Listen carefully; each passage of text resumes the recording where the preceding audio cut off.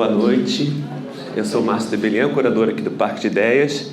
Hoje é o Ilustre Leitor, para quem não veio ainda a primeira vez. Nesses encontros a gente convida artistas para escolherem 10 livros que não podem faltar na biblioteca. E depois esses livros são doados, a gente conversa sobre esses livros são doados e a gente grava a conversa. Então depois quem quiser ler e saber o que foi conversado, basta vir aqui no QR Code, tem um link para o vídeo. Todos esses livros que estão aqui já foram indicados em algum momento. A gente já recebeu aqui Gilberto Gil, Flávio Oliveira, Conceição Evaristo, tivemos o Cleiton Nascimento semana passada. Então é uma série que a gente adora fazer, a gente está super feliz que vocês vieram e mais feliz ainda que hoje a gente tem uma convidada super especial, atriz de cinema, teatro, TV, premiadíssima e também autora de poemas, Humana Flor, que eu tentei a beça achar e não achei, mas ela trouxe e a gente vai falar um pouquinho disso aqui também. Andréa Horta, por favor, bem-vinda ao Parque de Ideias. Ai, que legal, obrigada. Bom você estar aqui. Muito legal mesmo. Dá licença, boa noite, gente. Obrigada. Tá um som aqui ainda tocando? Não. É? Eu achei que estava tocando uma música ainda. Acho que não. Não, gente. Acho que talvez seja o meu celular que esteja com alguma coisa aqui. Não, mas eu desliguei. É meu celular mesmo aqui. Tô tocando Sino da Minha Aldeia, Maria Bethânia, Imitação da Vida. Eu não fui eu que coloquei. Ela tá do seu lado sempre. Exatamente. Deixa eu desligar aqui. Entrou no Spotify sozinho. Então, Andréa, a gente começa sempre essa conversa perguntando um pouquinho da formação de cada um como leitor. Como é que você se apegou pela literatura, pela poesia? Como é que foi surgindo isso? Como era a sua casa? Quem te estimulava? Como era a sua vida na escola? Conta um pouco pra gente. Sim. Bom, primeiro, obrigada por vocês terem vindo. Boa noite para todo mundo. Quando eu comecei a ler, a minha vida mudou. Assim, na escola, quando comecei a passar na rua e ler restaurante, farmácia, escola, o mundo foi ganhando significado através das palavras, aquilo foi muito transformador. E eu comecei a devorar tudo que tinha para ler, eu lia. Então, se eu entrasse em algum lugar e tivesse alguma coisa escrita na parede, eu parava e ficava lendo. E aí, depois eu fui estudar, eu morava em São Paulo quando eu aprendi a ler. A gente voltou para Juiz de Fora, que é a cidade onde eu nasci. E aí na escola municipal que eu estudava, tinha uma sala que a gente chamava de biblioteca da escola, eram aqueles armários de alumínio, sabe? Sei. Que tinham 3 cheios de livros, e era a biblioteca da escola. E podia pegar livro emprestado e levar para casa. Então eu ficava nessa. Então eu passei a infância toda sempre pegando um livro emprestado para ler, para além daquele que a professora pedia.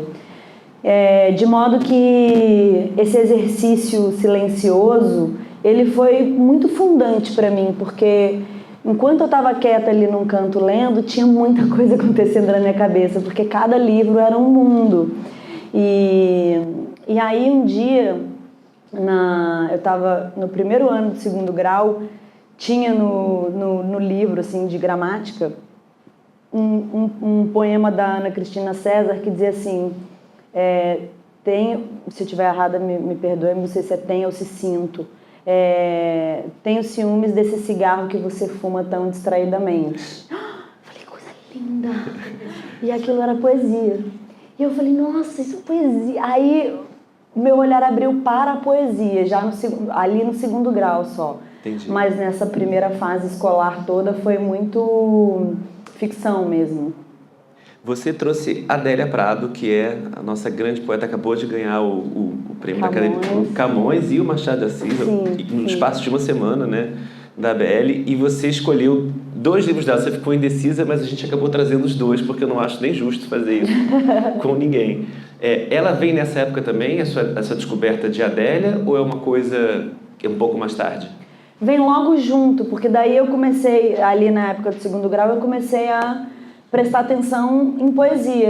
Essa fase da Ana Cristina abriu para mim um mundo assim, olha a poesia. E aí a Adélia, mineira também, escrevendo o cotidiano da casa, da vida, do arroz com batatinhas que a mãe cozinhava, esses detalhes tão imensos assim, aquilo teve uma reverberação muito forte em mim, porque foi uma memória emotiva também. E com 17 anos eu saí de Juiz de Fora, eu fui para São Paulo para fazer faculdade de artes cênicas. Então, eu fiquei longe da minha família, fiquei longe daquela minha realidade. E a Adélia era essa ponte das minhas tias, da religiosidade, aquela coisa católica muito forte, das mulheres ao meu redor, aquelas mulheres que cuidavam muito do lar, da casa e rezavam. Então, a Adélia era um reconhecimento familiar e poder ver aquilo escrito num livro, sabe? Então, era muito...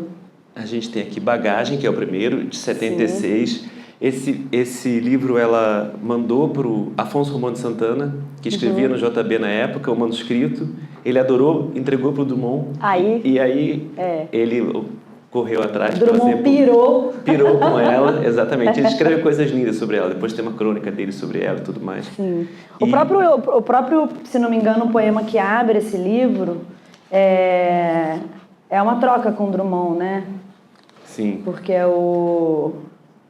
ela começa com Quando Nasci um Anjo Esbelto, né? Então já é uma... E o Coração Disparado, que é de 78, que é o segundo livro dela, que foi o que você escolheu. Sim.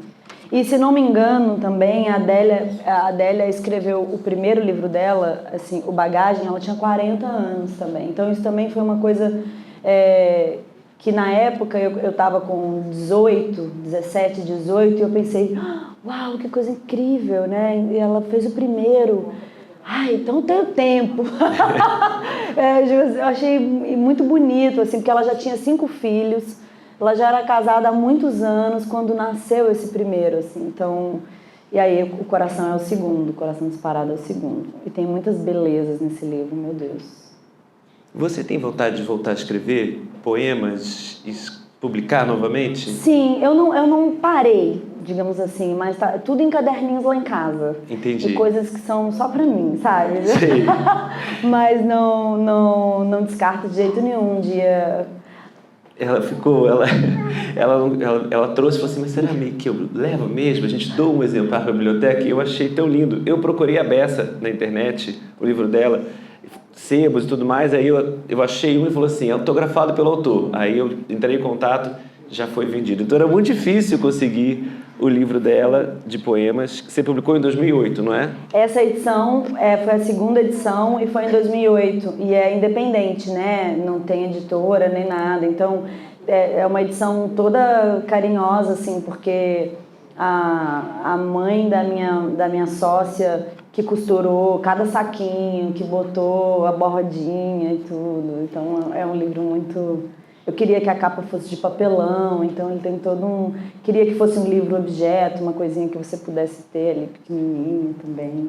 E você saía vendendo ele na noite, em todos os lugares, né? Quando você lançou, você defendia o seu livro independentemente. Eu defendia o livro e eu precisava muito do dinheiro, assim, porque eu fazia teatro e eu não tinha dinheiro da passagem para ir. Então, o livro foi um jeito de eu garantir que eu tinha como ir e como fazer um lanche. Sei. Não é fácil. Então, eu vendia muito. Nas festinhas, eu esperava a galera... Então, quando dava umas 2h30, 3 da manhã, eu subia num banquinho e falava, galera, rapidinho aqui, por favor, quem puder me ajudar. Eu vendia em pizzaria, eu entrava e falava assim, deixa eu vender rapidinho. Os caras falavam, você tem 15 minutos. E aí eu dava uma voltinha e falava, ia de mesa em mesa e falava, oi, tudo bem? Poderia me ajudar com meu livrinho de poesia, não sei o quê. Mas isso era uma edição anterior a essa, que tinham menos poemas e era uma edição em preto e branco. E na época era assim, quanto custa? De R$7 em diante, quanto você quiser pagar. Então, quando alguém me dava 10, eu falava, nossa, valorizada. Mas aí essa já foi uma edição de 2008. Essa eu botei em algumas lojas para vender, em algumas livrarias, em consignação, assim, foi outro esquema. Bom, tá tudo esgotado, né? Então, você quer ler começar lendo algum seu, algum da Adélia? Ou quer deixar para mais para frente, Ai, te peguei de Deus. Peraí, surpresa? deixa eu olhar meu papelzinho aqui. Acho que a gente pode começar com a Adélia, né? Uma questão de respeito. Deixa eu ver aqui, eu selecionei alguns. Deixa eu ver.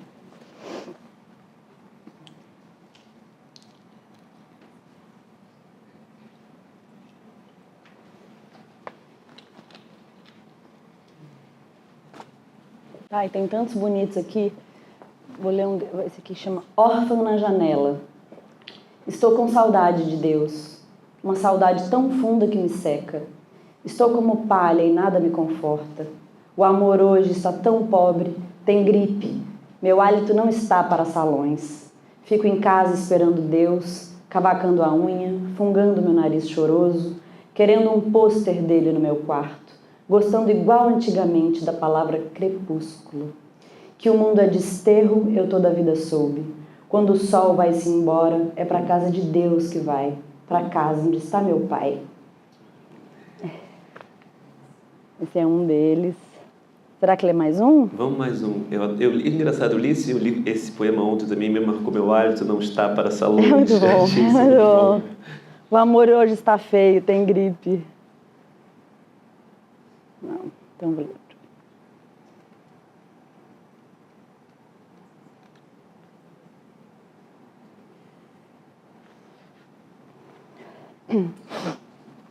Esse se chama Tempo. A mim, que desde a infância venho vindo, como se o meu destino fosse o exato destino de uma estrela, apelam incríveis coisas: pintar as unhas, descobrir a nuca, piscar os olhos, beber. Tomo o nome de Deus num vão, descubro que a seu tempo vão me chorar e esquecer. 20 anos mais 20 é o que tenho. Mulher ocidental, que se fosse homem, amaria chamar-se Eliud Jonathan. Nesse exato momento do dia 20 de julho de 1976, o céu é bruma, está frio, estou feia. Acabo de receber um beijo pelo correio. 40 anos, não quero faca nem queijo, quero a fome. É muito bonito, né? Vamos passar, quer escolher para onde a gente vai? Vamos para Virginia Woolf, começando com as mais antigas? Pode ser. Esse é um livro que eu amo muito, que se chama Um Teto Todo Seu. Não sei se alguém já leu aqui. Aqui é uma fala que a Virginia fez acho que numa universidade, uma palestra, digamos assim, que ela deu, e aí essa fala dela foi reunida nesse livro e foi muito importante para mim quando li, porque ela traça um panorama das mulheres na literatura e falando assim, olha, a gente sempre foi escrita por homens, né? A nossa presença na literatura de fundamental importância, porque a figura feminina na literatura mundial é uma figura muito fundamental, sempre foi escrita por homens. E onde a gente estava? A gente estava sem poder estudar, a gente estava em casa, a gente não tinha condição financeira de arcar com o próprio estudo. Ela mesma, que era apaixonada por leitura, ela não podia ter acesso à biblioteca, mas do pai ela ia, dava um jeito. Então, ela fala muito que talvez que essa nossa impossibilidade de ter chegado nos livros se dava muito por é preciso que você tenha condição material para alimentar o seu intelecto. E isso não nos foi permitido durante muitos séculos, né? Então ela defende que você tenha um teto todo seu, um quarto que seja só seu, um espaço onde você possa trabalhar e que você possa viver de alguma maneira você mesmo custeando os teus estudos e a tua pesquisa e as coisas. Tem uma frase muito linda que ela fala, que eu até anotei aqui, que vale muito, que ela diz assim: você só precisa explorar segurando firme a tocha na mão. É muito lindo. E então ela te dá ela está o tempo inteiro nesse livro te dando te dando esse apoio mesmo, de assim, acredite em você, não é tão fácil se você nunca escreveu, mas é muito importante que você o faça, que você marque a sua presença, que você não deixe de fazer por questões financeiras ou culturais, embora ela te conta o tempo todo o quanto é difícil fazer sem que você tenha uma possibilidade de seguir estudando e de poder arcar com isso. Assim. Sim. A gente recebeu aqui a Cláudia Abreu em março. Ela fez Virgínia e também participou dessa conversa. Então ela indicou, esse foi um dos livros que ela indicou também, da Virginia Woolf. E ela fala, aí a gente conversou um pouco, bastante sobre Virginia, e ela fala que a mãe da Virginia Woolf, para ela, ela falava, minha mãe morreu de cansaço de tanto trabalhar. Do papel da mulher doméstica, do papel da mulher de prover. E essa coisa, ela tentou conquistar o pai a partir da biblioteca, porque ela não podia frequentar a universidade, os irmãos podiam, mas ela, quando o pai permitiu que ela começasse a ler as coisas da biblioteca dele, ela queria se mostrar capaz, inteligente, de absorver aquilo tudo. E nesse livro, eu também selecionei uma parte que ela fala de Shakespeare, que ela fala de Shakespeare ou de qualquer trabalhador. Ela fala, não poderia surgir uma mulher tal qual Shakespeare, porque não lhe era dado acesso ao estudo, a conhecimento, e tampouco um trabalhador também, porque tudo isso exige uma dedicação. Então ela faz essas comparações. Acho que uma espécie de manifesto feminista, né?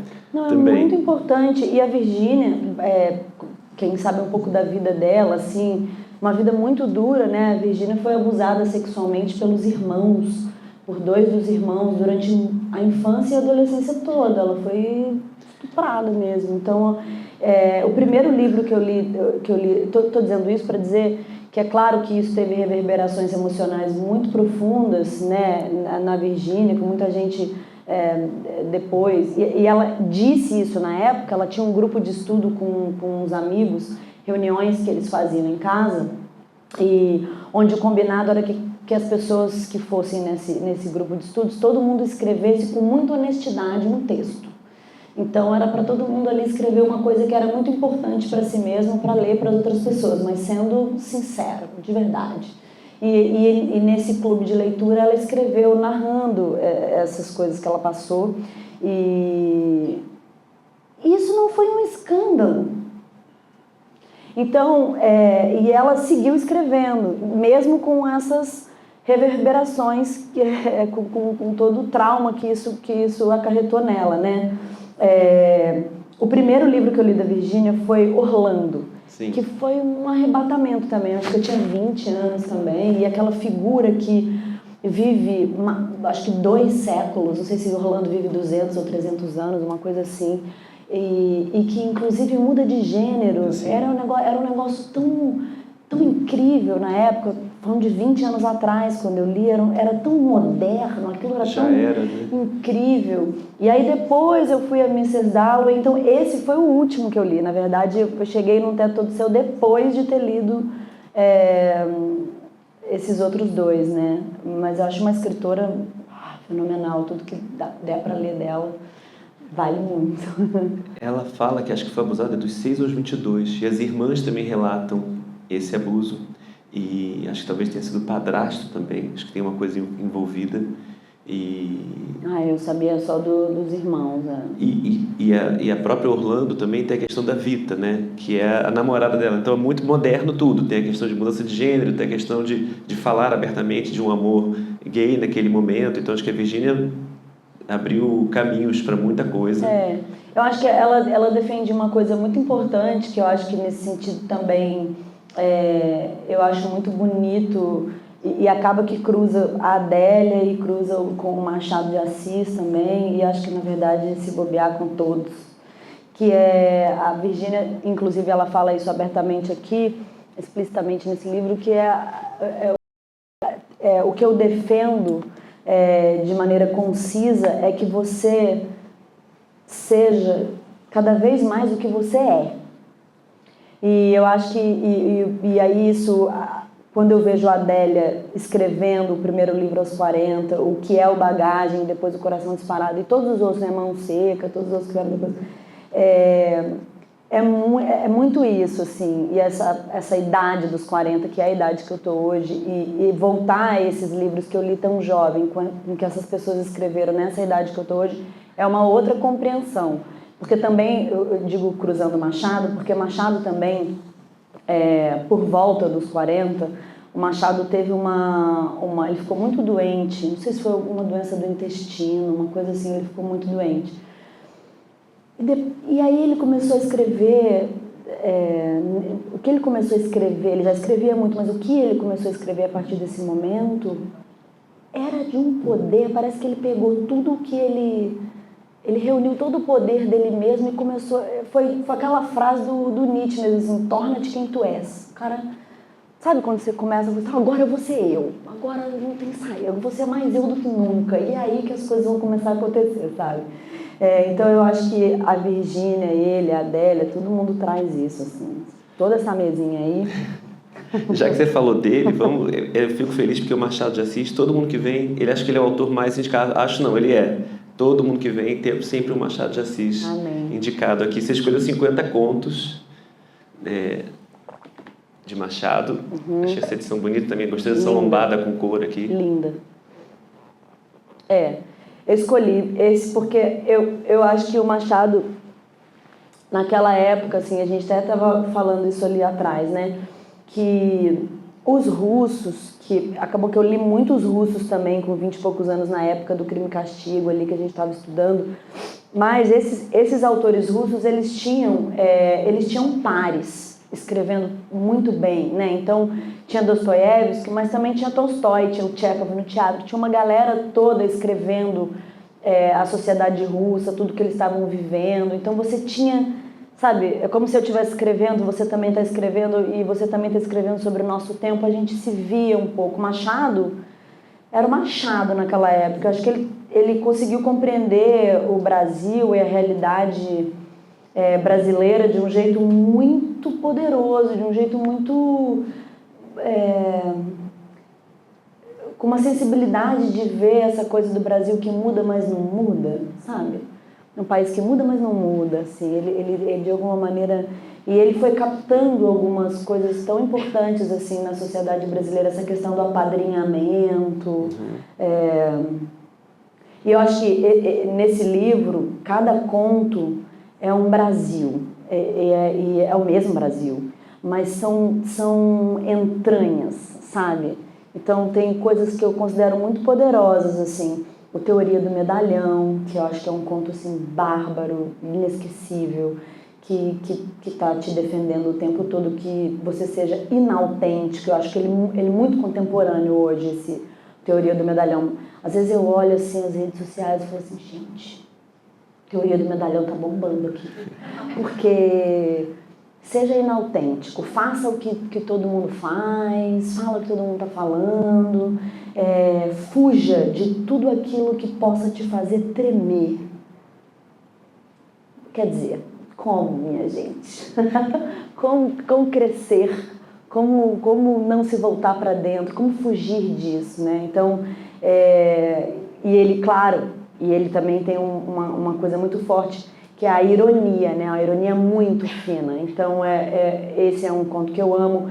Espelho é um outro conto que eu falo, meu Deus, que maravilha. É uma das maiores maravilhas da literatura para mim, assim. Que ele, quando olha, né, se olha no espelho, ele só vê a farda, né? Ele não vê mais ele. Então, esse eu que você inventa que é para o outro, chega uma hora que ele pode ganhar mais espaço e você se perder de você. Então, tem tanta coisa linda aí, tem tanta discussão forte, assim, que eu indico, assim, se vocês gostam de ler, pega um conto, chama uns amigos e vão falar sobre cada conto, porque é o entendimento de Brasil, não só daquela época, assim, muito bom. Eu acho o Machado foda. Você falou do Dostoiévski, do Crime e Castigo. Você montou isso aqui no teatro, junto com o Teatro de Vertigem, né? Não foi com o Teatro da Vertigem, foi num curso de direção do Antônio Araújo, Entendi. Que era o diretor do Vertigem. A gente fez isso na Escola Livre de Santo André, que é uma escola lá do ABC Paulista, uma escola pública de teatro, de formação também. E é uma escola gratuita, considerada uma das escolas mais importantes de atores criadores, porque ela dá para o ator uma autonomia muito forte na criação. Você não faz uma montagem ali que alguém chega e fala, olha, o texto é esse, vamos. Não, você participa da criação das cenas e tal, é uma formação muito linda.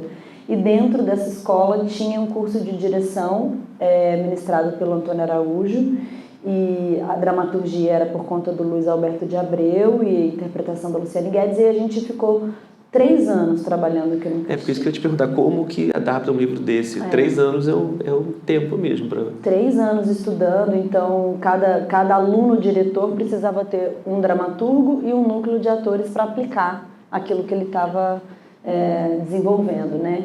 Então eu era uma das atrizes do grupo e eu fazia a Sônia, eu fiz a Sônia na montagem. No começo eu fiz a Dúnia, que era irmã do Raskolnikov também, mas depois o espetáculo final caiu a Dúnia, claro, ficou a Sônia e aí eu fazia a Sônia.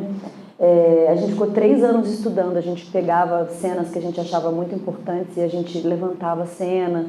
Foi um estudo muito profundo, porque foi um mergulho muito forte em cada personagem, sabe, em cada núcleo, assim, e é um dos maiores livros da história da humanidade.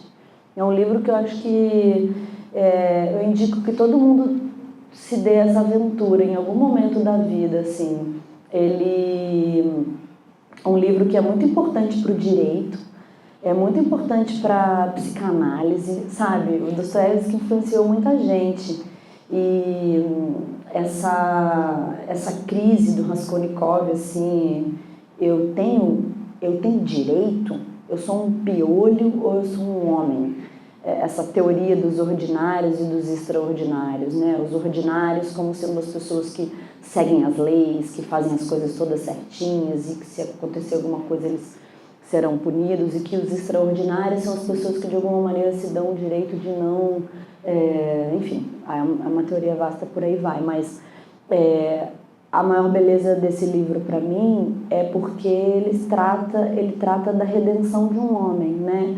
E ele está falando de um núcleo muito miserável. Todos os personagens, a maioria dos personagens, porque a gente tem também um inspetor de polícia que não é tão miserável assim, mas a maioria dos personagens vivem em condições muito miseráveis. Ele está falando de uma pobreza muito dura e também de uma fé, né, de uma fé cristã da Sônia, que é a heroína do romance, e das condições de vida daquela Rússia que não fogem das nossas. Então você lê esse livro, eu li esse livro na época que eu morava em São Paulo, e eu passava pelo Bexiga, eu passava por lugares, tantos cortiços, tantas perto de onde eu morava ali mesmo, assim, aquilo era tão...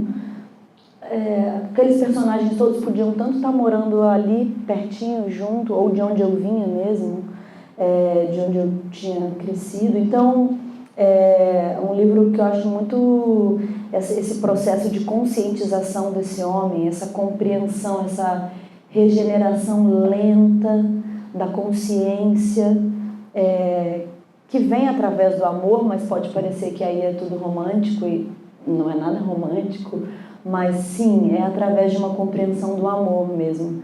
E eu ficaria horas aqui falando desse livro, eu acho muito importante esse livro. 1886, né? 1866. Vamos para... Quer cair no Brasil? Sim, já que sim. você está falando. Esse livro, O Povo Brasileiro, tá agarrando aqui esse livro.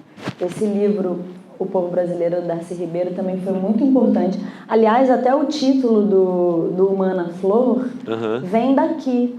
Porque aqui tem uma hora que ele diz que nós, os brasileiros, nós somos uma morena humanidade em flor. E é muito lindo porque... Eu tinha 21 na época, eu li esse livro, e é uma carta de amor ao Brasil, é uma beleza.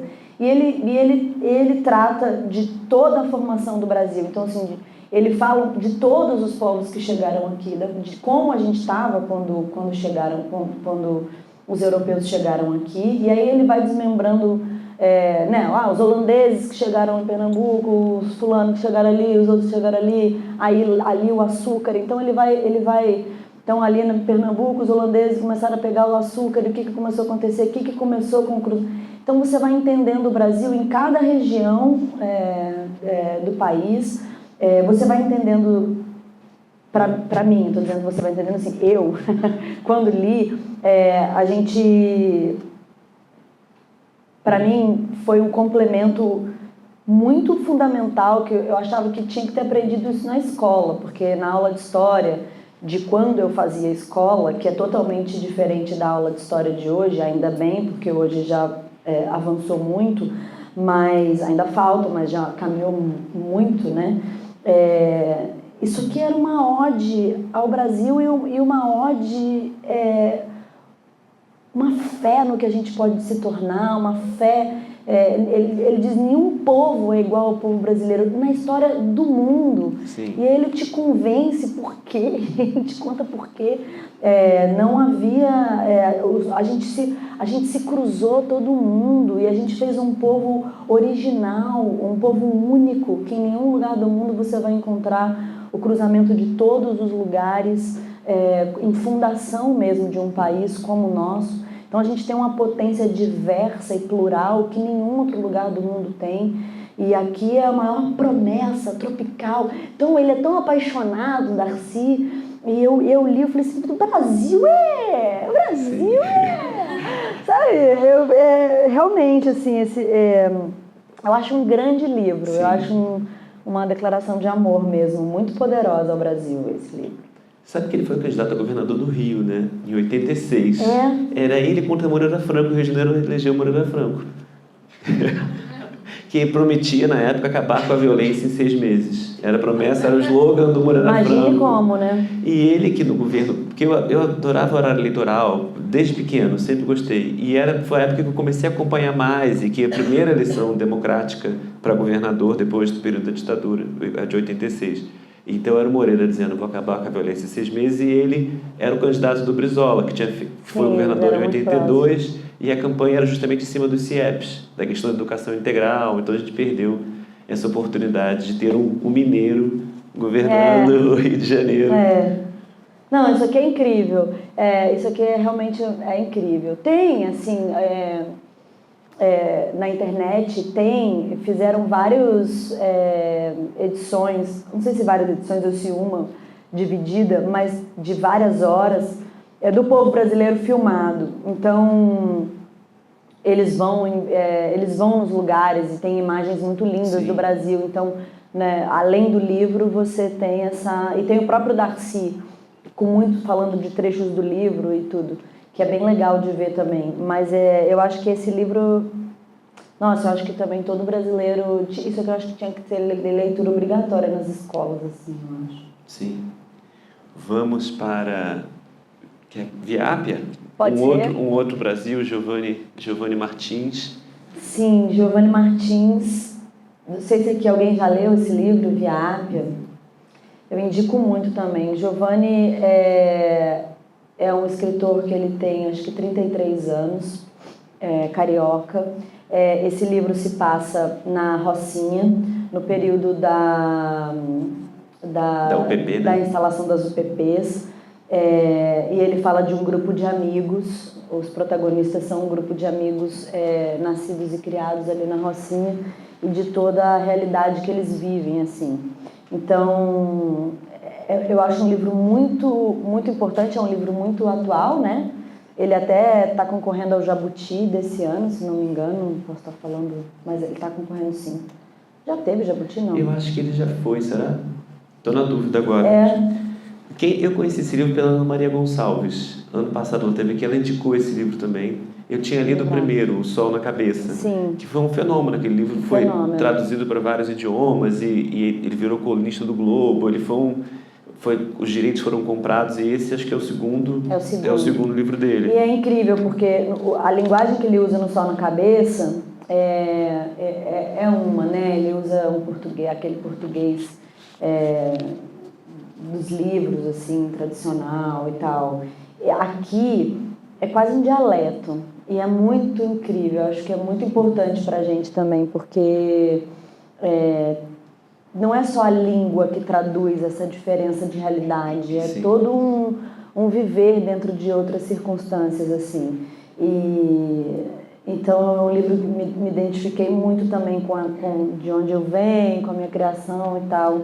Um livro que bateu em muitos lugares e outros de compreensões novas também, assim. Acho um livro muito, muito importante. É impressionante mesmo os diálogos dele, né? A oralidade, como ele constrói esses diálogos, e é muito fluido. Você entra nesse livro, você não consegue parar. Você entra com os personagens e vai com aquela mãe também, aquilo tudo você não... Você gargalha alto, às vezes eu gargalhava alto, às vezes eu chorava. Eu acho um livro muito, muito importante brasileiro hoje. Eu acho o Giovanni um grande autor, assim. Sim. Ele tem um texto dele que é muito legal, que se chama Poliglota da Língua. E é muito interessante, ele fala de como ele foi aprendendo no decorrer da vida dele, que cada lugar precisava você aprender a falar de um jeito, falar uma língua, sabe?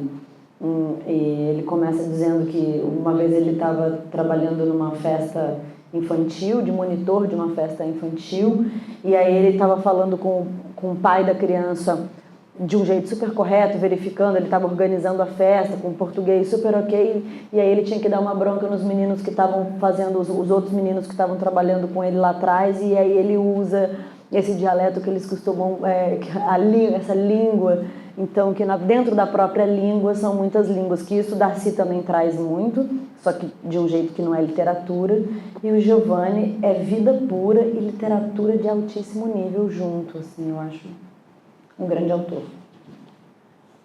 Deixa eu te perguntar uma coisa aqui. Você tem agora 3 autoras mulheres que a gente não falou ainda, e eu fiquei curioso, depois que você trouxe Virgínia, e vendo também, antes dessas conversas, eu gosto de ouvir tudo que tem de podcast que a pessoa já participou, e tinha um de 2016, e eu achei engraçado o entrevistador, a forma como ele conversava com você. Eu falei, que ano que é essa entrevista? E aí, era 2016, era numa Rádio Trip, em São Paulo, e eu achava que ele era muito, assim, engraçadinho, perguntando de cena de sexo em cinema, perguntando de namorado. Umas perguntas que eu falei, eu achei muito datado, assim, no sentido de como conversar com uma pessoa e uma intimidade.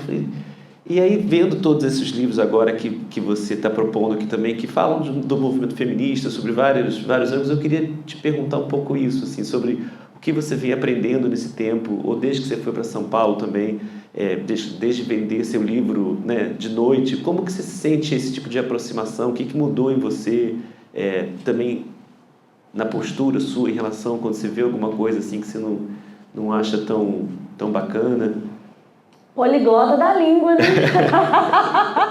A gente vai se adaptando, assim. Eu sou nascida e criada na periferia e a gente sabe que ela tem códigos próprios, assim, e você tem que muito cedo aprender a se defender e a se defender, não só defender o seu corpo, mas como aprender a defender as suas ideias e as coisas que você acredita e os seus desejos.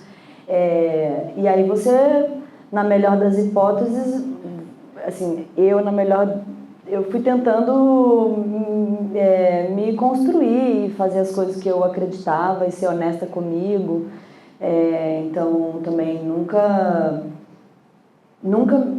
cheguei a fazer coisas que eu era absolutamente contra. Podia estar equivocada, mas naquele momento eu achava que não, vou fazer isso aqui, mas em geral eu olho e falo, poxa, fui bem honesta comigo, assim, eu não fiz fotos, enfim, coisas que eu acho que não estavam de acordo com a minha conduta, eu sempre fui muito firme, o que eu acho bom, mas você tem uma adaptação, ainda bem que eu acho que as coisas estão, através de muita luta, principalmente do movimento das mulheres, né, muita coisa mudou.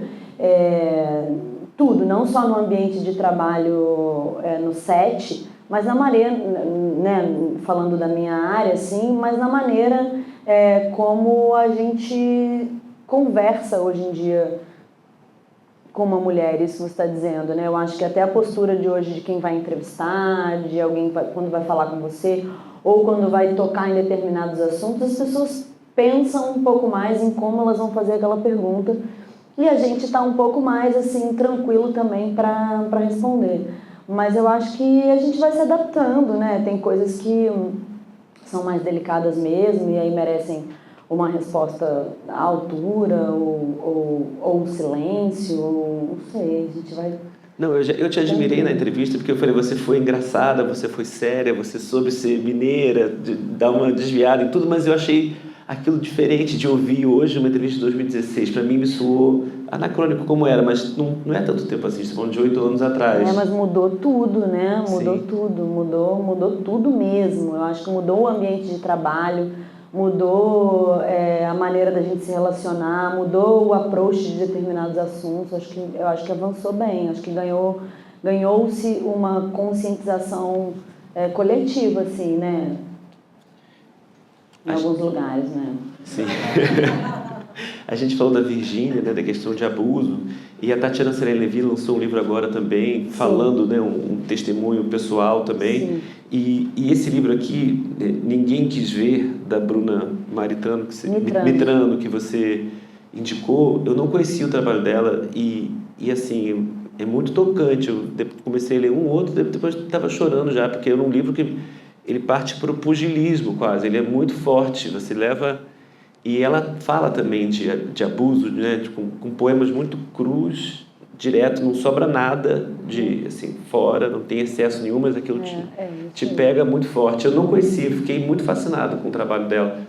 Eu acho Bruna uma poeta assombrosa, assim, ela é muito poderosa, muito jovem, daqui do Rio, periférica também. E é isso que você falou, eu só vou sublinhar, assim, é uma poesia muito direta ao ponto e eu acho, esse para mim hoje, dos livros de literatura contemporânea, esse livro foi lançado ano passado, eu considero hoje o mais contundente, o discurso, não só pelo discurso, mas pela maneira poética como ela coloca as coisas mesmo. Eu acho um dos livros mais importantes da literatura contemporânea, assim, acho que ela e o Giovanni, esses dois, até vi que outro dia, acho que mês passado, né, teve um bate-papo dos dois juntos na Livraria da Travessa. Que legal. E só porque realmente eu não pude ir, porque eu queria muito ter visto esses dois conversando. Os dois, de alguma maneira, moraram em Bangu por um longo tempo, então eles têm essa vivência em comum e fizeram esse bate-papo. Então, esses dois, a Bruna é demais mesmo. O primeiro livro dela também é muito bom. Chama Não, né? Não. Sim. Quer que eu leia algum deles? Tá. Deixa eu ver aqui.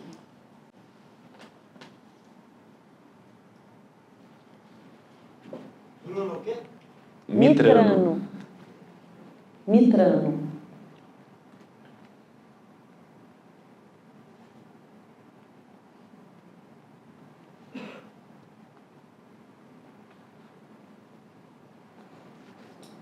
Estranhos. Não conheci meu avô. Dizem que foi morto de porrada quando ameaçou matar os filhos. Não conheci meu pai, o que engravidou minha mãe 2 vezes e abandonou minha mãe 2 vezes. Conheci meu pai 2, o que me deu o sobrenome e me amou tanto que fez coisas que um pai não devia fazer. Não conheci nenhum homem que tenha me conhecido, que tenha conhecido a minha mania de reproduzir com o dedo no ar as linhas do teto, que tenha conhecido a história dos meus ossos quebrados, ou de quando consegui voltar antes do anoitecer para a pensão de moças, depois de me perder no bambuzal com uma amiga que eu queria que fosse mais que amiga. Não conheci nenhum homem que tenha conhecido os sons do meu sono pesado, porque não durmo pesado perto de estranhos. Teve época até, sempre alerta e com a mão direta... Teve época até, sempre alerta e com a mão direita na faca debaixo do travesseiro. Depois que um homem, na ilusão de me conhecer, fez do meu corpo seu território em guerra. Tem um outro também que é...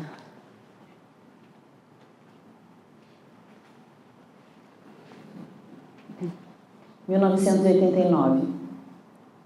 Infância é ganhar uma lupa atinadora de Natal e depois da ceia quitar a dívida. No quarto de menina, uma lâmina de luz lhe cortava o rosto e a língua na boca se movia. Bruna, faz aquilo que o papai gosta. Vai acabar com todo mundo agora, calma. Mais um? Não, vamos, agora a gente já... Agora quando começou, vamos enfiar a faquinha direito lá até o fundo. A Bruna é maravilhosa. Porque foi isso, eu comecei a ler e não para, é um atrás do outro assim, todos muito certeiros e você tem que fechar o livro e voltar para trás da cabeça. Todos já sabiam. A tia Vilma passava a mão no meu cabelo e dizia, tá ressecado, olhando para minha mãe como se dissesse, a culpa é sua.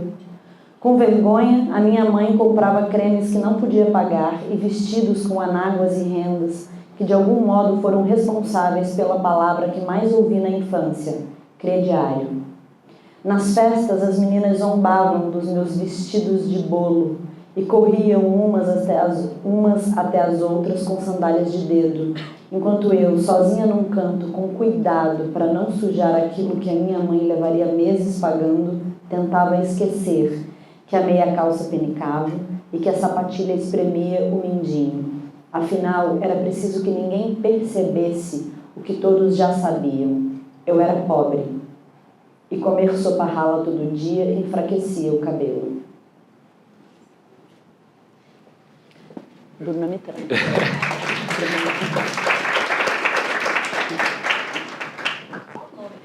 Até calor. Ninguém quis ver. Ninguém quis ver. Nossa, vamos achar uma leveza aqui agora. Tem? Tem leveza nessa mesa? Humana Flor. Olha, tem muita leveza também não. Tem, não sei, que não li, só chegou pra mim agora. Bom, vamos... Qual você prefere seguir agora? Deixa eu ver. Pode ser Mulheres que Correm com os Lobos. Alguém já leu esse? Eu acho isso aqui um livro obrigatório também, porque, imagina, nada é obrigatório, mas esse livro mudou a minha cabeça completamente. É um tratado sobre os arquétipos femininos, assim, é um tratado da psique feminina. E ela traz nesse livro mitos e histórias das mais longínquas e de diferentes culturas, sempre com um arquétipo feminino no centro. Então, se você era boba, você passa a não ser mais, sabe? É um livro que amadurece muito a mulher que lê. Eu acho que a mulher de qualquer idade que se encontra com esse livro. Eu conheço mulheres que leram com 20 e poucos, eu conheço mulheres que leram aos 50, eu conheço mulheres que leram com 40 e tanto. Eu acho um livro muito, muito importante. Não é um livro que você comece a ler, que você... Quer dizer, tudo pode, né? Mas que você devora exatamente. Porque cada capítulo é um universo de aprendizado feminino e um universo muito de autoconhecimento e de autoamor, assim. Eu acho que ela vai construindo... você vai tecendo uma manta de amor próprio quando você vai lendo esse livro, assim. Você vai entendendo repetições e fala da relação desses mitos com as mães, com filhos, com os amores, o quanto eles às vezes morrem e nascem dentro do mesmo amor, que às vezes a gente acha que uma coisa acaba, ou às vezes você vai mudando e de repente não é por aí. Ela vai te explicando por quê. Enfim, eu estou aqui, o que eu estou dizendo acho que até empobrece o livro, mas eu indico muito. E eu acho que Assim, ele faz muito bem para as mulheres que leem, que elas saem outra quando esse livro termina, realmente, porque é realmente um processo de amadurecimento também muito grande, mas seria muito legal se homens lessem esse livro também, sabe? Que idade você tinha quando você leu? Eu li, eu acho que com 32, 33, há uns 8 anos atrás, assim. Mas você está falando de homens lerem também. Tem um movimento também hoje em dia, né, de homens também tentando entender mais o universo feminino, se aprofundar. O movimento feminista precisa também, né? Que os homens heterossexuais, gays, todos, mas também se... A gente precisa de todo mundo junto, né? Não são campos inimigos. A gente precisa que as forças estejam caminhando na mesma direção para a gente construir um campo bom para todo mundo, né? Que eles sejam nossos aliados, né? E não o contrário. Mas eu acho que para ler, não só para compreender as mulheres, mas também com uma compreensão deles mesmos, sabe? Porque eu acho que muito já se escreveu sobre eles, né? E eu acho que esse é um livro um livro contemporâneo fundamental. Eu acho que ele, não sei se ele é da década de 80. Eu acho que ele é de 89. Ah, isso. Mas eu acho que ele é um livro contemporâneo fundamental, assim, sobre o feminino, sabe? Porque ele não está falando das lutas, ele está falando da psique humana e dessa mitologia feminina, assim. Não é sobre movimentos feministas ou nada nesse sentido. É outra coisa, é uma revolução mais profunda ainda, uma compreensão anterior. Acho um grande livro também. Clarissa Píncola Stess, Mulheres que Correm com os Lobos. É uma psicanalista junguiana, né, americana. Ela tem vários outros também. Eu tenho um outro dela tão bonito que é... Ai, não vou lembrar o título agora, peço desculpas. Mas ele tem... enfim, gente, depois eu lembro e posto. Fala. A gente tem também As Mulheres de Tijuco-Papo. Esse é um dos meus livros favoritos da vida. Marilene Felinto, As Mulheres de Tijuco-Papo. A Marilene escreveu esse livro, ela tinha 20 e pouquinhos anos, ela ganhou o Jabuti quando ela escreveu. A história conta a personagem, a protagonista se chama Rízia, e ela é do interior de Pernambuco e vai para São Paulo tentar a vida lá e tudo, e muitas coisas acontecem. Se não me engano, é o primeiro livro da literatura brasileira escrito por uma mulher, onde a protagonista sai do Nordeste e vai para São Paulo, essa realidade muito específica de São Paulo no livro. E com os traumas e as memórias de infância muito latentes nessa personagem. E eu ia lendo esse livro, menino, eu chorava tanto. Foi um livro que eu li, acho que há uns 2 anos atrás.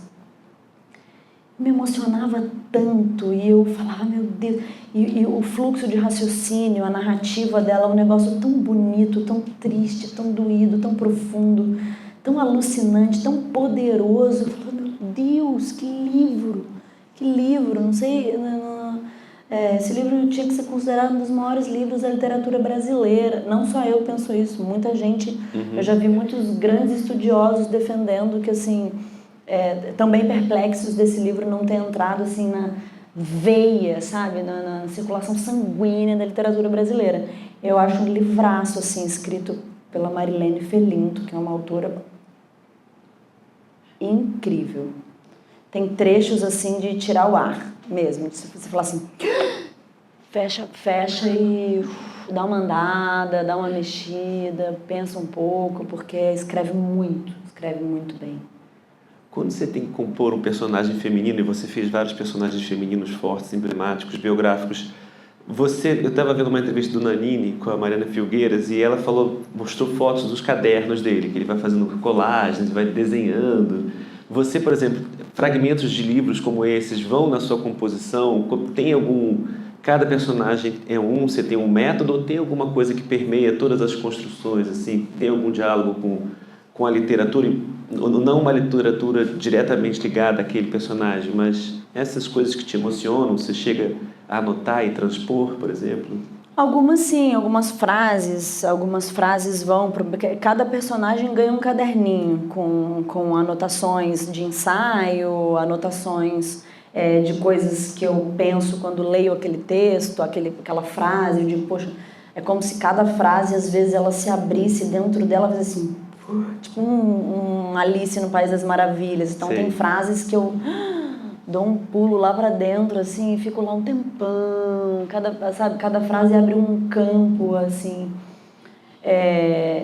E assim, como a literatura me acompanha desde muito, muito jovem mesmo, provavelmente no banco de dados aqui vem alguma coisa, mas não exatamente assim, eu vou encostar essa personagem nessa personagem. Não exatamente eu cruzo, mas elas me alimentam muito, porque a literatura, você tem um fluxo de raciocínio dos personagens, você tem uma invasão na intimidade daqueles personagens, e esse é o meu dever como atriz. Então, nesse ponto, sim, a literatura ela alimenta muito o meu trabalho, muito, muito mesmo. Eu acho que eu nem sei que atriz eu seria se eu não lesse. Eu não consigo nem conceber, não dá pra porque ser. é indissociável, mas me ajuda muito, muito. A gente não falou de um livro, na verdade, a gente acabou pulando aqui de Brasil, a gente passou para do Drauzio Carandiru. Você viu o primeiro filme ou você leu o primeiro livro? Eu li primeiro livro. Esse livro foi um arrebatamento quando eu li, porque quando eu li, acho que foi logo quando foi lançado,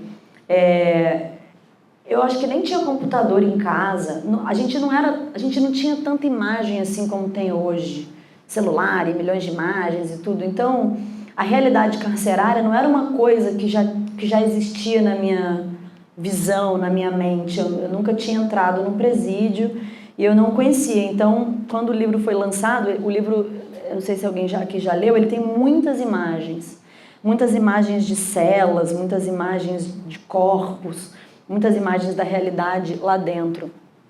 E é um livro em que cada capítulo você entra na realidade de presidiários diferentes. Então, você passa a conhecer a história deles, você passa a entrar naquela cela e dentro daquela história. E foi um livro muito importante para mim. Não só... eu li próximo a essa época que a gente estava montando Crime e Castigo, então essa questão da consciência do ser diante de um ato criminoso era uma questão central na minha pesquisa na época, e a questão da consciência mesmo. E o sistema prisional, eu li muita coisa na época sobre o sistema prisional, e esse livro foi realmente primeiro, por conhecer através do livro toda uma realidade que não era próxima a mim, que eu não conhecia, e imaginar aquelas vidas todas e não ter apenas um lado só, né? Aquele lado que julga, né? Um lado que te abre para uma empatia, que também é o dever da minha profissão, né? É o dever do meu ofício, olhar as pessoas abertas a tudo que aquilo significa culturalmente, socialmente, economicamente, psicologicamente, antes de já logo ter um lado, né? Eu sou obrigada, praticamente, eticamente, colocada diante disso de uma maneira aberta para que eu possa compor esses personagens e tudo. Então, eu acho um grande livro também, E é toda a experiência do Dr. Drauzio Varela lá dentro, né, enquanto ainda existia o Carandiru. E eu me lembro de que na época eu era muito adolescente, assim, quando teve o massacre do Carandiru televisionado, ficou o domingo inteiro a gente acompanhando aquilo foi muito marcante. E aí veio o livro, então, enfim, depois o filme também, que é um grande filme, né? O livro é de 99, 2000 ganhou o O Jabuti, e o filme é de 2003, então vem um pouco antes. Eu li logo que lançou, e foi bem nessa época mesmo do Crime e Castigo.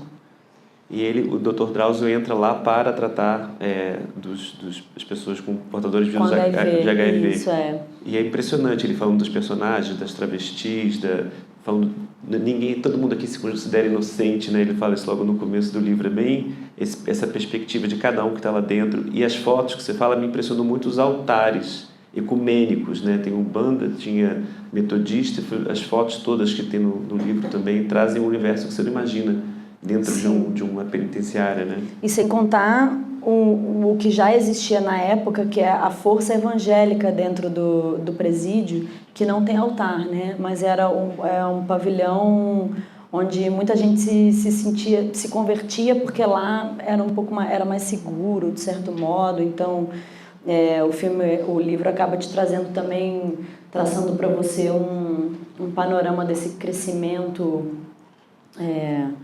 evangélico, assim, na moral do Brasil, né? Do Brasil. Eu queria voltar ao Humana Flor, que a gente deixou, então acabou sendo o último. Se você quer mostrar algum poema seu, antigo. Gente, eu escrevi esses poemas, não é uma desculpa, tá? Sério, corta isso. Eu tinha 18, 19 anos, 20, foi nessa época. Oi? Coragem. Vai, coragem, bicha. Eu era bem menina, tá? Naquela avenida por onde todo mundo passa, vi uma mendiga sentada na calçada, com os pés feridos, suja, sozinha. Colocou as mãos no rosto e chorou, tão doído, tão miserável, tão sem saída. Senhores, por favor, vejam, ela era todos nós. Naquele bairro de maior movimento, vi, debaixo de um viaduto em uma manhã gelada de sol, uma mãe arrebentada, delicadamente penteando o cabelo da sua menina pequena. Senhores, por favor, vejam, ela era todos nós. Naquele presídio longe, vi uma mulher idosa agachando a buceta para visitar sua filha. Vi também crianças correndo por aquele pátio, com as bocas sujas de frango e de estrada, brincando e rindo, achando engraçado ser desgraçado. Senhores, por favor, vejam, elas eram todos nós. Naquele estado seco, vi uma mulher roubar para comprar remédio para sua mãe quase morta. Senhores, por favor, vejam, ela era todos nós. Naquela família, vi uma moça chorando por não ter dinheiro para o cabeleireiro, enquanto no quarto, em silêncio, a irmã amargava sua queda de cabelo por culpa daquele câncer. Na minha casa, nua, me olhei no espelho. Senhores, por favor, vejam, o povo somos nós.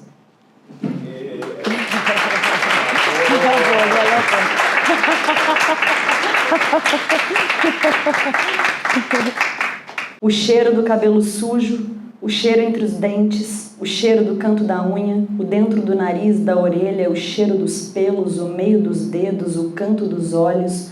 O cheiro de dentro não é bom, mas é assim que é. Só mais um.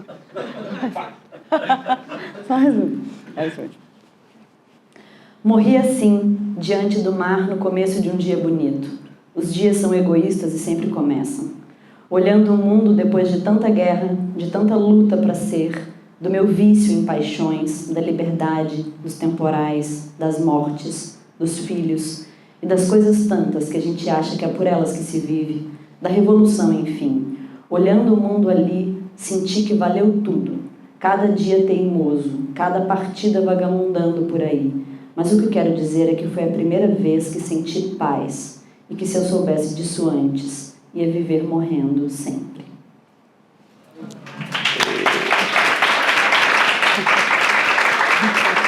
Pô, poema lindo, tá respondendo o jogo da gente. Uma poema lindo. Ah, obrigada.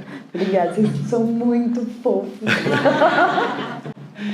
Gente, a gente tem mais 5 minutos. Vamos abrir para alguma pergunta? Se alguém quiser fazer alguma pergunta, a hora é essa. É só uma observação. Você estava falando de um autor aí que é, enfim, direto a ponto, né?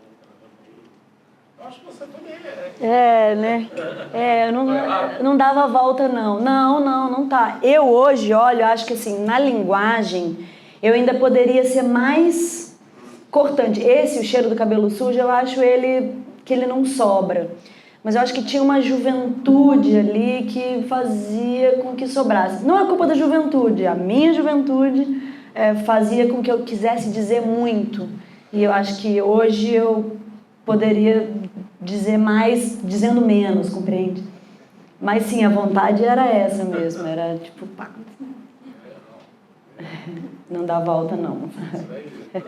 Você pensa em reeditar algum momento, revisar, fazer essa seleção, por exemplo, que você fez aqui, ou editar os poemas de alguma maneira para lançar mesmo, para a gente poder ter? Eu já pensei nisso, porque, por exemplo, tem poemas aí, tem um que começa assim: quando faço o prato do meu homem, encho de recheio para ele gostar até o fim. Sabe? Entendeu? Aí hoje, até é verdade, tá? Então tem um lugar que assim, aí tipo, eu ponho fronha branca para ele dormir em paz, passo bem os bifes e a camisa dele. Então esse poema existe aqui nesse livro. Eu ainda, é uma coisa, né, meu marido tá aqui e tal, passo bem o bife e tudo, não arrumo gaveta, mas enfim, né. Tem um lugar que, claro, tinha muito de Adélia Prado, que mexeu realmente muito comigo nessa juventude aqui. Eu tinha 18, 19, 20. Foi nesse período que eu escrevi esses poemas. Tinha muito uma referência das mulheres da minha família. Tem poemas de revolta, tem poemas eu bêbada, eu drogada, sangrando pela rua. Tem umas coisas... Coitada, que vida era essa que ela levava? Tem umas coisas bem pesadas assim, mas tem também esse feminino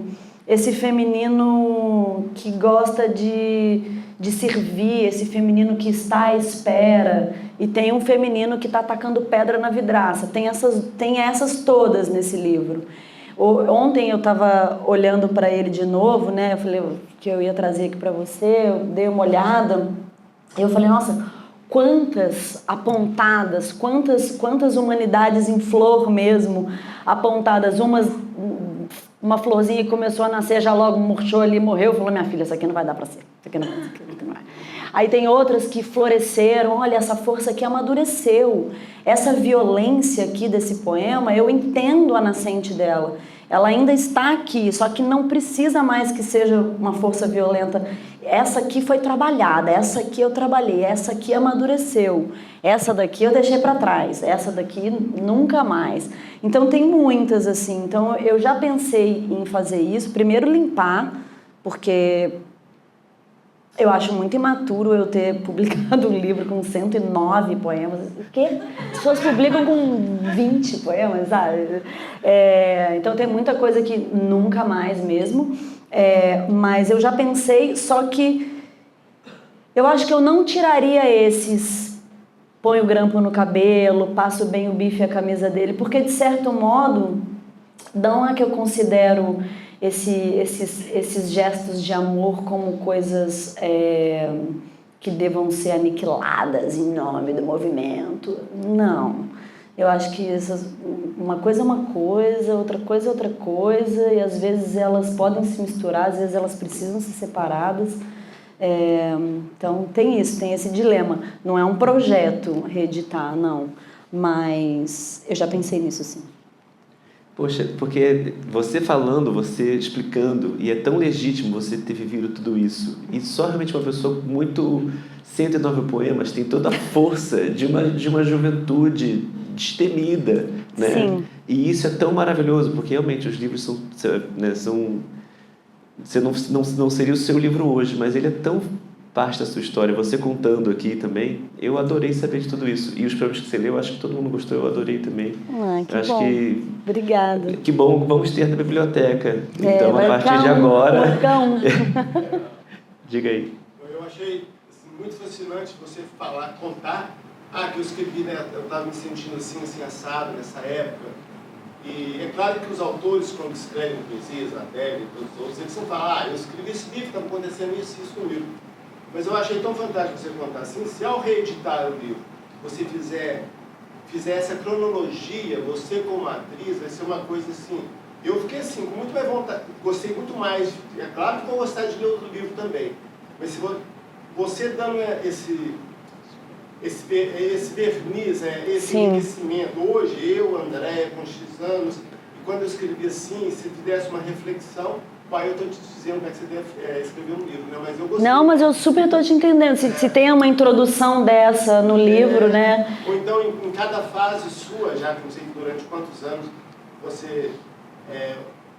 esses seus poemas abordam, né, em vários períodos da sua vida, vai ficar ali muito enriquecedor se a gente soubesse disso. E fica colocado no devido tempo, né? A gente pode, se ele está datado, literalmente, os anos em que eles foram escritos, ele fica em perspectiva, né? A gente olha em perspectiva, né? E verdade. eu acho que você ia ficar mais tranquila também. O que seria ótimo, realmente. Então, está combinado. Eu tenho Diga aí. eu queria saber quem é a Andréia, autora, hoje escritora. Você falou que você tem os escritos em casa. Eu queria entender se você escreve ainda poesia, se você escreve outras coisas, e se você tem algum grande sonho enquanto escritora. Pois é, eu estava falando com meu marido, né? Eu tô grávida e já é a 4ª leitura que a neném vem comigo. Assim, foi mais uma leitura do que em estreia essa bebê. Então, a literatura ela é muito forte mesmo na minha vida. Eu tenho muita vontade de começar, aí vou respeitar a leitura aqui, tenho vontade de continuar escrevendo, sabe?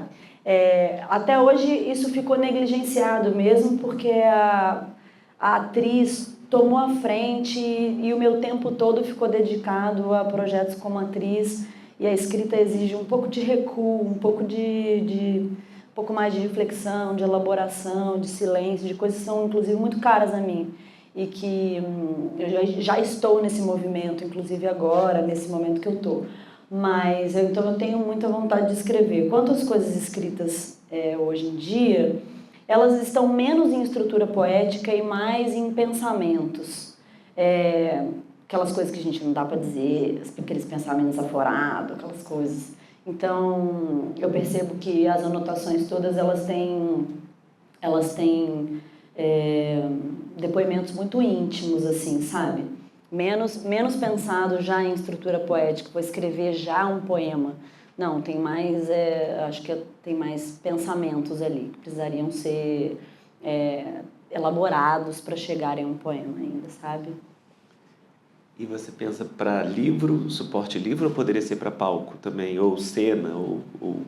Não, aí eu acho que essas coisas é livro, assim, eu acho que livro. Isso aqui, por exemplo, As Mulheres de Tijuco Papo, eu acho uma das maiores personagens, uma das maiores personagens mesmo. Não cabe a mim fazer, a personagem é uma mulher negra, nordestina, a personagem, mas, por exemplo, pegar isso aqui para ler é um negócio que eu falo assim, por favor, cadê a atriz que vai montar isso no teatro, por exemplo? Porque é literatura, mas quando dito em voz alta é de uma força que você fala, meu Deus, quem vai montar isso? Por favor, montem. Mas tem algumas que... Tem um poema nesse livro, no Humana, porque quando eu estava vendendo, às vezes as pessoas falavam, mas lê um aí, principalmente as festinhas, a pessoa veio, lê um aí. Tinha um só que eu lia alto, porque eu achava que ele era para ler em alto-falante, ele tinha na minha cabeça uma ideia de alto-falante, mas ele era para ler alto. Os outros todos não, só esse um que está aí. Mas... Você lembra dele ainda? De cor? Não, de cor não, mas ele está aqui, mas de cor não. Quer encerrar com ele? Eu adoro que quando você fala do seu personagem que vende livro à noite, você faz uma carioca, você percebeu? Você faz uma carioca, quem quer aí meu livro? Que eu tô vendendo. E era em São Paulo, A mineira fica recolhida e ela bota a carioca de frente para vender as coisas. Meu filho, tem tanta gente aqui, se eu soubesse, olha. Eu acho que ele está lá no começo. Então, gente não acha esse livro para comprar. Menina, então. Eu acho, né? A terra do meu Brasil é pura e bela, pode plantar que dá. Tem mandioca, cana-de-açúcar, couve, acerola, coco, inhame, berinjela, batata doce, jabuticaba. Nossa cor, carne, gosto, nosso povo é uma gente assim misturada, bonita e feia. Uma gente que sabe que felicidade é um sonho e que pequenas alegrias tornam a vida possível. Meu povo não precisa de muito, continua acordando com o que dá. Meu povo ri, samba e chora, se fode calado. O Brasil nasce com a esperança de um futuro bom, tropical e livre. A mistura de todos os povos. Brasil pra mim é isso. A morena humanidade em flor do Darcy e a quitanda do Eli. Simples assim, amor. Aê! Andréia Horta, muito obrigado. Arrasou. Obrigado. Gente, obrigado por vocês terem vindo. Gente. Boa noite. Foi ótimo.